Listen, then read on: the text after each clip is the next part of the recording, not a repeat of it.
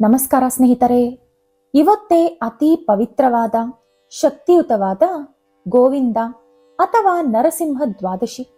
ಈ ದಿನ ಶ್ರೀ ಮಹಾವಿಷ್ಣು ಪೂಜೆ ಮಾಡಿ ಅಥವಾ ದೇವಸ್ಥಾನಕ್ಕೆ ಹೋಗಿ ಬಂದು ಈ ಕತೆ ಭಕ್ತಿಯಿಂದ ಕೇಳಿದರೆ ಮಹಾ ಪುಣ್ಯ ಪ್ರಾಪ್ತಿಯಾಗುವುದರ ಜೊತೆಗೆ ಶ್ರೀ ಮಹಾವಿಷ್ಣು ಆಶೀರ್ವಾದ ಕೂಡ ಪಡೆದುಕೊಳ್ಳುತ್ತೀರಿ.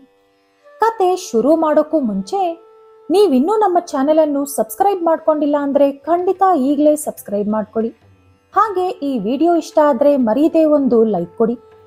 ಸ್ನೇಹಿತರೆ, ಗೋವಿಂದ ಅಥವಾ ನರಸಿಂಹ ಏಕಾದಶಿಯ ಮಹತ್ವ ತಿಳಿಸುವಂತ ಕತೆ ವರಾಹ ಪುರಾಣದಲ್ಲಿದೆ. ಆ ಕತೆ ಏನಂತ ಈಗ ನೋಡೋಣ. ಪೂರ್ವದಲ್ಲಿ ವಸ್ತು ಎಂಬ ಒಬ್ಬ ಚಕ್ರವರ್ತಿ ಇದ್ದ. ಅವನು ರಾಜ್ಯ ಹಾಗೂ ಪ್ರಜೆಗಳನ್ನು ಹೆತ್ತ ಮಕ್ಕಳಂತೆ ನೋಡಿಕೊಳ್ಳುತ್ತಿದ್ದ. ಒಂದು ಸಲ ಕೆಲವು ಶತ್ರು ರಾಜರು ಅವನ ರಾಜ್ಯದ ಮೇಲೆ ಯುದ್ಧ ಸಾರಿ ರಾಜ್ಯವನ್ನು ಆಕ್ರಮಿಸಿಕೊಂಡರು.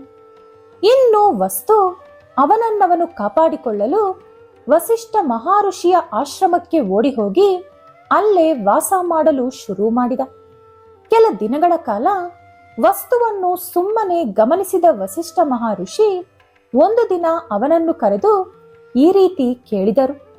ಮಹಾರಾಜ, ನನ್ನ ಆಶ್ರಮದಲ್ಲಿ ನೀವು ಎಷ್ಟೋ ಕಾಲದಿಂದ ವಾಸವಿದ್ದೀರಿ, ನನ್ನ ಸೇವೆ ಮಾಡುತ್ತಿದ್ದೀರಿ.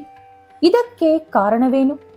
ರಾಜ್ಯ, ಕುಟುಂಬ ಎಲ್ಲವನ್ನೂ ಬಿಟ್ಟು ಇಲ್ಲಿ ಬರಲು ನಿಮಗೆ ಬಂದಂತ ಕಷ್ಟವೇನು ಎಂದು ಕೇಳಿದರು. ಆಗ ವಸ್ತು ನಡೆದ ಎಲ್ಲಾ ವಿಷಯವನ್ನೂ ಹೇಳಿ, ಮಹಾಋಷಿಗಳೇ, ಇದರಿಂದ ಹೊರಬರಲು ನನಗೆ ಯಾವುದಾದರೂ ಉಪಾಯ ಇದ್ದರೆ ತಿಳಿಸಿಕೊಡಿ ಎಂದು ಕೇಳಿದ. ಆಗ ವಸಿಷ್ಠ ಮಹಾಋಷಿ, ಮಹಾರಾಜ, ಪಾಲ್ಗುಣ ಮಾಸದಲ್ಲಿ ಬರುವ ಶುದ್ಧ ದ್ವಾದಶಿಯನ್ನು ನರಸಿಂಹ ಅಥವಾ ಗೋವಿಂದ ದ್ವಾದಶಿ ಎಂದು ಕರೆಯುತ್ತಾರೆ. ಆ ದಿನ ಒಂದು ಚಿಕ್ಕ ಮಂಟಪವನ್ನು ಕಟ್ಟಿ ಅದರೊಳಗೆ ಒಂದು ಕಲಶವನ್ನು ಪ್ರತಿಷ್ಠಾಪನೆ ಮಾಡಿ ಅದರ ಮೇಲೆ ನರಸಿಂಹಸ್ವಾಮಿಯ ಚಿನ್ನದ ವಿಗ್ರಹವನ್ನು ಇಟ್ಟು ಭಕ್ತಿಯಿಂದ ಪೂಜೆ ಮಾಡು. ದ್ವಾದಶಿ ವ್ರತ ಆಚರಣೆ ಮಾಡು. ಆ ದಿನ ಗಂಗಾ ಸ್ನಾನ ತಪ್ಪದೇ ಮಾಡು. ಆ ರೀತಿ ಮಾಡುವುದರಿಂದ ನಿನ್ನ ಪಾಪಗಳೆಲ್ಲ ಹೋಗಿ ನರಸಿಂಹಸ್ವಾಮಿಯ ಅನುಗ್ರಹದಿಂದ ಮತ್ತೆ ನೀನು ನಿನ್ನ ರಾಜ್ಯವನ್ನು ಪಡೆದುಕೊಳ್ಳುತ್ತೀಯಾ ಎಂದು ಹೇಳಿದರು. ಇನ್ನು ವಸಿಷ್ಠ ಮಹಾಋಷಿಯ ಮಾತಿನ ಮೇಲೆ ನಂಬಿಕೆ ಇಟ್ಟು ಮಹಾರಾಜ ಅದೇ ರೀತಿ ಮಾಡಿದ. ಆ ವ್ರತ ಪ್ರಭಾವದಿಂದ ನರಸಿಂಹಸ್ವಾಮಿಯ ಆಶೀರ್ವಾದ ಅನುಗ್ರಹ ಸಿಕ್ಕಿತು. ನರಸಿಂಹಸ್ವಾಮಿ ವಸ್ತು ಮಹಾರಾಜನಿಗೆ ಯುದ್ಧಕ್ಕಾಗಿ ಸುದರ್ಶನ ಚಕ್ರವನ್ನು ಕೊಟ್ಟರು. ಆ ಚಕ್ರವನ್ನು ಬಳಸಿಕೊಂಡು ಎಲ್ಲಾ ಶತ್ರು ರಾಜರನ್ನು ಸಂಹರಿಸಿ ಮತ್ತೆ ವಸ್ತು ಅವನ ರಾಜ್ಯವನ್ನು ಸ್ವಾಧೀನಪಡಿಸಿಕೊಂಡ. ಈ ಕತೆ ನಮಗೆ ವರಾಹ ಪುರಾಣದಲ್ಲಿ ಕಾಣಿಸುತ್ತದೆ.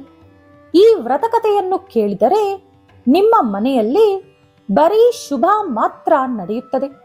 ಹಾಗಾಗಿ ಕೆಲಸ ಸಿಗಬೇಕು ಅಂದರು, ಶುಭ ಕಾರ್ಯ ನಡೆಯಬೇಕು ಅಂದರು, ಹಣ ಕೈಗೆ ಬರಬೇಕು ಅಂದರು, ನಿಮ್ಮ ಪಾಪಗಳೆಲ್ಲ ಹೋಗಬೇಕು ಅಂದರು ಈ ದಿನ ಭಕ್ತಿಯಿಂದ ಸ್ನಾನ ಮಾಡಿ ನರಸಿಂಹಸ್ವಾಮಿಯ ಪೂಜೆ ಮಾಡಬೇಕು.